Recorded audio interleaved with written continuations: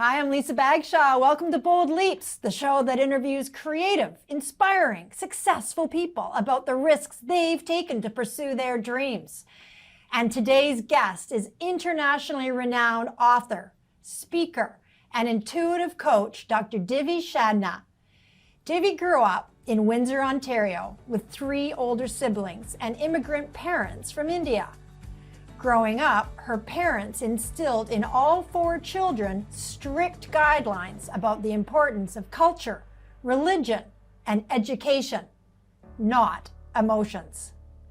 From 5 years old, Divi knew that she and all her siblings would become doctors. Sure enough, Divi diligently followed her parents' expectations. By 28, Divi was living the perfect life. She was a GP, married to the man of her dreams. She was stable and secure. But then Divi got sick, really sick. So sick, she said she had no choice but to choose between living her parents' idea of the perfect life or creating her own. Not knowing the path forward except to heal herself, she first hit the mat, choosing to practice yoga and meditation, which turned out to be a conduit to her biggest leap, listening to her inner guidance and following her true calling to be an internationally sought-after intuitive coach. Welcome to the show, Divi. Thanks, Lisa. That was a beautiful introduction. Thank you so much for being here. I am so interested in talking to you today because we always have these wonderful, rich conversations. And by talking about the risks you've taken to pursue your dreams and how extreme they are, I think you are going to inspire a lot of people to learn what you know about listening to your inner guidance and knowing what that voice is and following it when it comes to pursuing your dreams. So let's start. I'm always fascinated by people's childhoods. So when you were a very young girl, say 5 years old, were you in touch with your intuition, your intuitive ability? I don't remember, but I would say probably not. All I knew, it was from my recollection, it was a lot of survival mode. Do what they told me to do. At the time, parents change as they get older. At the time, my dad had a bit of a temper. He suffered migraines, so we all knew to kind of keep it quiet in the house. So do I remember having intuition when I was 5? Not really. I do remember, we would walk around the corner and we'd always whisper, is Dad in a bad mood or a good mood? But I could always feel it before I even walked in the room. I do remember that. And it was just an awareness, because you knew if he was in a bad mood that, just go to the room, right? And that's just, he had his stuff that he was working through and he had his emotions. And then if we were in the room and he was in a bad mood, it would trigger a migraine. At least that's the story we had in our heads. So I think there was intuition, but I didn't really know it. Yeah. Do you think that you had more intuition even in that example than your siblings? I can speak about it now as an adult, but probably. I think we're all very emotional people as humans, but I think at a certain point you shove those emotions away. So I think maybe I was. I remember my mom would always lose things like her glasses, right? Or her keys. I don't know if your mom did, but Mom did it all the time. Yeah. But I was always the one that could find it. Always. It'd go, call Divi, she'll find her glasses. And I'd find them in 5 minutes. So. And how were your parents towards you? Did they, would you say they really believed in you? I would say 100%. That was one thing I will give my parents. They are amazing people and we're amazing parents, but 100%. My dad always said you can do anything you want. So, yeah. Well, that's a great way to grow up. It is. And what happened when you were 28? I had it all, right? I lived here in Kitsilano in Vancouver. I got married to the love of my life that I met in medical school, who I'm not with anymore. Great guy, just not together anymore. And, moved out west. My parents are out east. It was great. Had it all. Had a practice in Burnaby, had money, all those things. Living a very life that I thought I wanted, right? And then I got quite sick. Before I knew it, I was having chronic pain. And anyone who's been sick knows the experience, especially of pain, where at first it's just a little niggly thing, and then a few months later it's your whole body. And that was kind of the first signs. Then other things happened. I was getting depressed and anxious, getting really bad PMS. My emotions were all over the place. Had bad food allergies. Like I would eat food and I would break out head to toe in hives. things like that started happening. Get yeast infections, bladder infections. Like it was just like a nonstop 24/7 cycle of being sick. Everything. Everything. Your whole body, sounds like your whole mind, body were shutting down. Yeah. And I was just pushing against it. I was just working harder, seeing more patients. Like so I was popping, I think the worst of my worst, I was popping an antibiotic a day, about 8 to 12 Advil just to make it through the day. Caffeine, because I refused to take more. Like I refused to self-prescribe. Oxycodone was just coming out then. Percocet was just coming out. And I just had this bad feeling about taking it, even though the drug companies told me this will only help you, right? So I just didn't go there. So I was popping antibiotics, painkillers, antihistamines just to make it through, and coffee and wine to survive. Yeah. Great cocktail there. Yeah. And so what did you ultimately do? So this is like pre-naturopathic days. For those who remember, pre-seeing NDs and that kind of stuff.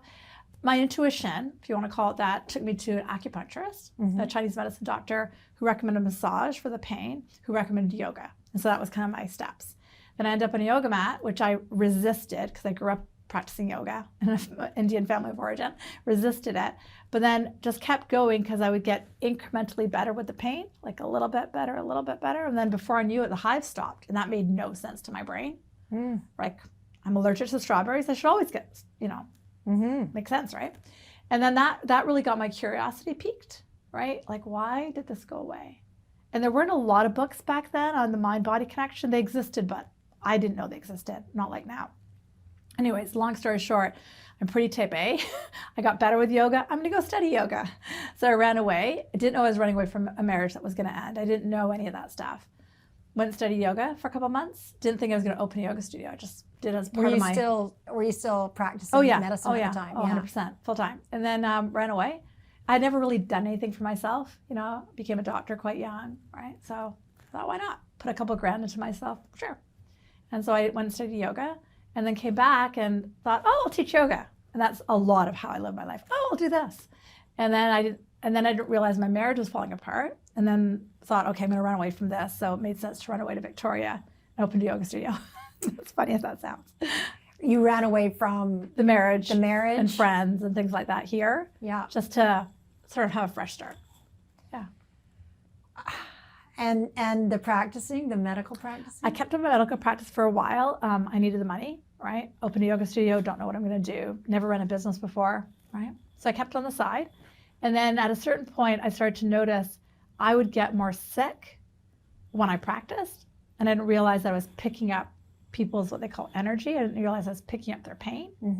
And then I gradually, I stopped medicine for a while then. We picked up after yoga for a while and then started this career. So it's been in and out of my life. Well, I cannot wait to hear more about this. It's such a fascinating journey, especially considering your background and the strictness of your family and your training as a doctor and everything, and then breaking out on your own. But we have to take a break.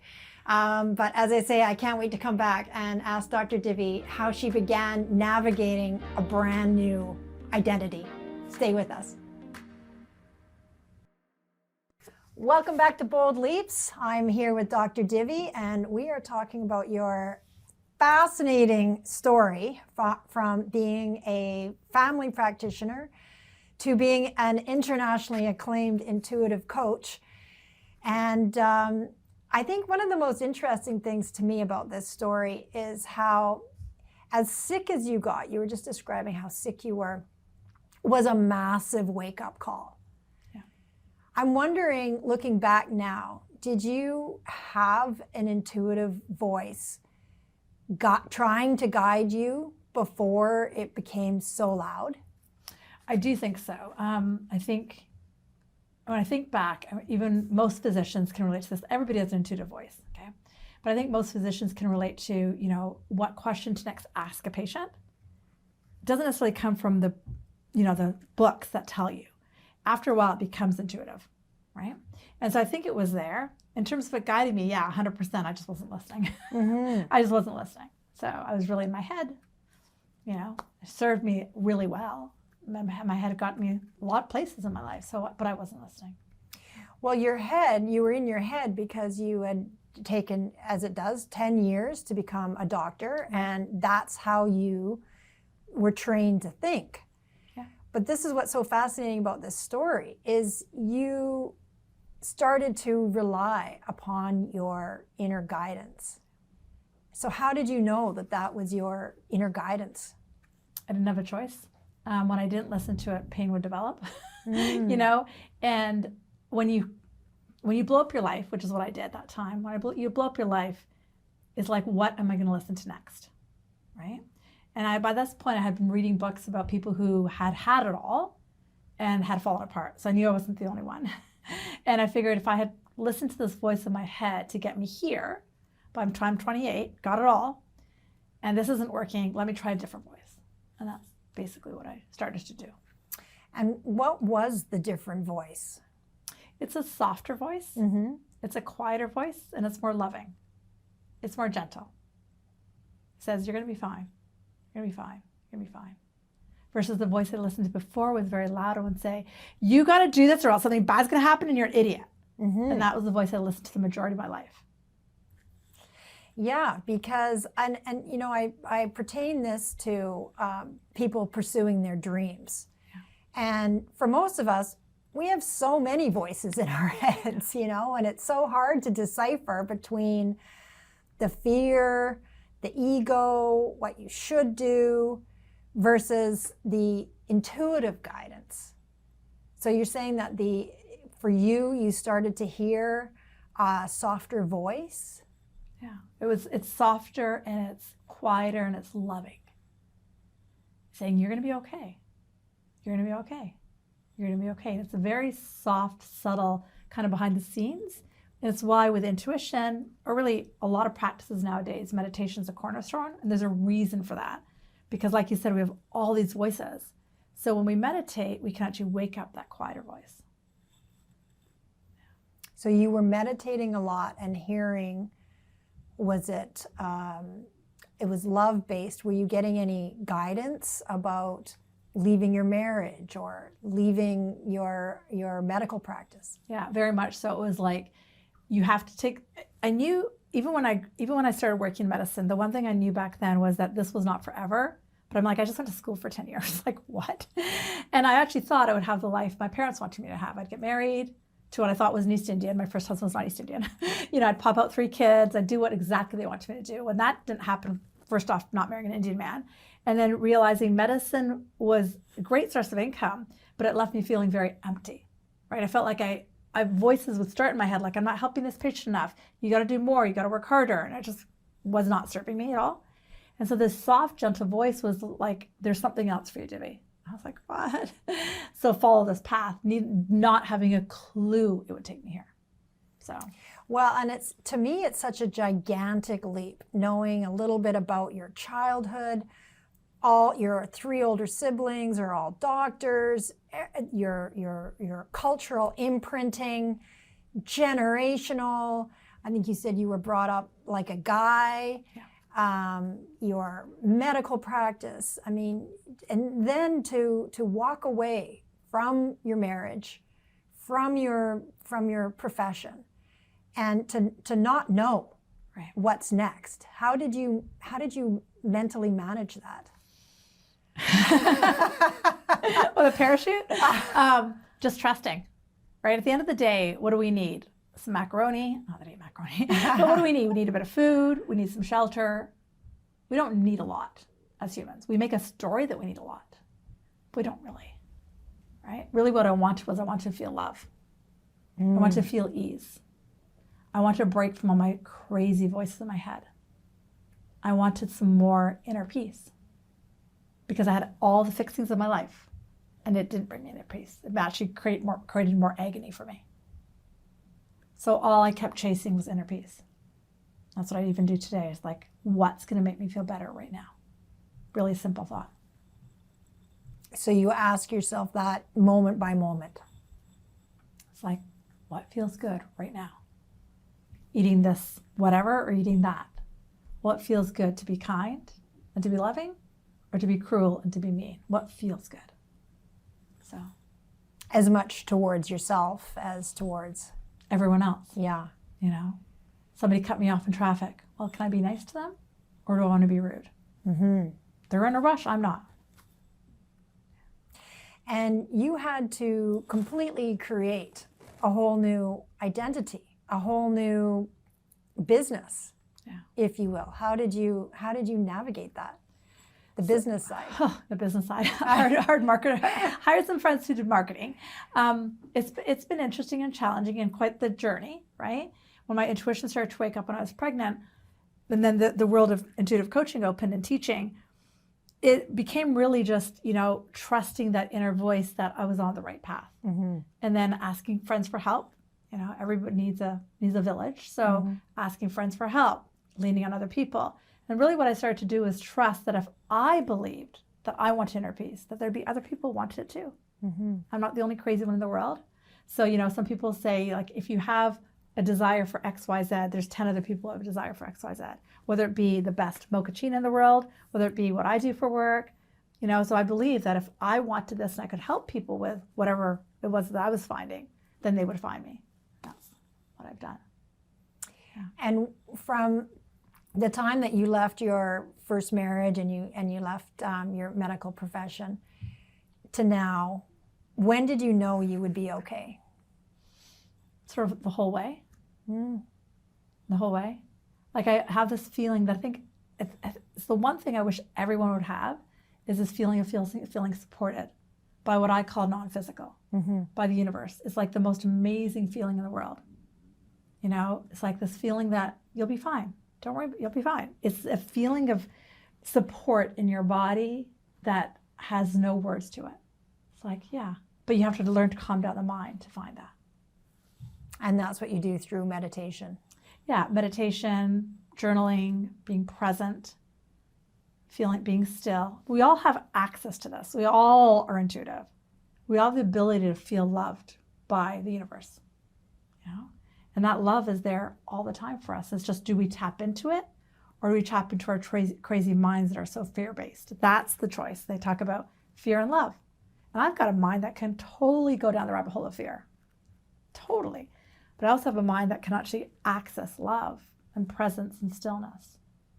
And it's that work. It's the choice. Well, we have to take another break, but when we come back, I'm going to ask Dr. Divi how life is now and what she has in terms of advice for those of us who are too afraid to pursue our dreams when we come back. Welcome back to Bold Leaps. I am here with Dr. Divi, and we are talking about her incredible leap from family doctor to internationally acclaimed author. I do want to highlight your book, You Don't Look Psychic. Internationally acclaimed author, speaker, and intuitive coach. This book is really amazing. Thank you. I've really enjoyed it. It's very easy to read. Actually, while I was reading this book, I started to feel more intuitive. Crazy. How it works. How is life now for you? It's amazing. I'm remarried. Mm-hmm. Been remarried for a while. We have an 18-year-old son. I love what I do for work. I love helping people work with their minds. I love helping people find their inner bliss. I love helping people find their truth. It's my favorite thing in the world. So yeah, it's great. And you have found your truth. I feel I have. I feel like I'm here to help people because my mind was so crazy. I feel like a big part of my work is to help people get out of their crazy minds. I feel like a lot of my work is to help people find that place of serenity inside. So. Well, this whole aspect of these crazy minds, and I think that is what stops a lot of people from pursuing their dreams. And we were just talking briefly in the break there about how everybody has a gift. Yeah. You believe that? Oh, 100%. Each of our souls are here with an imprint for what we're here to offer the planet. And we know we're doing it because it doesn't feel like work. We would do it for free, and it feels incredible. It can take, it took me 40-something years. I'm a bit older than 40-something, but it took me a long time to find that. Start off in medicine, then I went to yoga. None of the paths were wrong. An intuitive coach, now teacher, none of the paths were wrong. And it was like, that felt better than the last thing. That felt better than the last thing. And it just keeps getting better and better. But each of us have an imprint, and it's when we touch that thing we're here for, it feels like time stops. It feels like incredible joy. Yeah, because we're in spirit, inspired.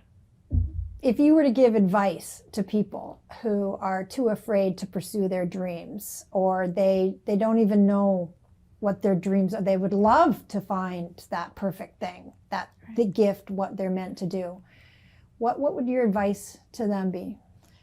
Of course, I have to say it, 'cause it's what I teach. First thing I would teach people to do is start meditating. There's a zillion apps out there, and there's a reason for it, even if you hate it. And it doesn't have to be the meditation way I do it. It could be going for a run. It could be going for, what I always say to people is go for the run, go for the workout, but then run 20 minutes after your mind slows down. So you're really in that calmer space in your head, right? So once that's step one, start like slowing down your mind. Step two, if you get kind of like, you just get like, you see something, it's like, oh, quilting. I'm curious about quilting. And you have that happen once, and then you're like, can't be bothered. And then it happens again. Don't ignore that. Because 2 or 3 times it's like spirits knocking on the door saying, hey, quilting is your thing. Hey, quilting is your thing. And then try it out. Worst thing that's going to happen is you spent $200, you tried quilting and you hated it. Big deal, right? And keep doing that. And the other thing I would say to people is, I know this sounds silly, but just surrender. To ask the universe, what am I here for? Drop on your knees and say, I don't know, help me. And as soon as we ask, they'll start working with you. But we have to be willing to ask. And that answer will come, and sometimes it comes, and we talk about it in the book, in the way of overhearing. That's so fun. That was hilarious. Oh, that's intuitive right there. Sometimes it comes in the way of hearing a conversation. So if I'm sitting at Starbucks and I overhear somebody talking about quilting, and I was thinking about it, there's a match there. I could sit and talk to you. I cannot believe this interview is actually over. I have so much more to talk to you about. This has been so fascinating and so helpful. I just can't thank you enough. And congratulations on all your success. We didn't even get to talk about how incredibly successful you are. But you're following your truth. And I think that's what's inspiring. And thank you for telling me and all of us that we all have a gift, and it's about finding that gift, and we'll know when we find that gift. So thank you so much. That's it for another episode of Bold Leaps. Please subscribe to YouTube and follow us on social media for more inspiring episodes and updates. Tell us your bold leaps in the comments. Special thanks to our sponsor, Fresh Street Market. And remember, every step you take is a step toward your dreams.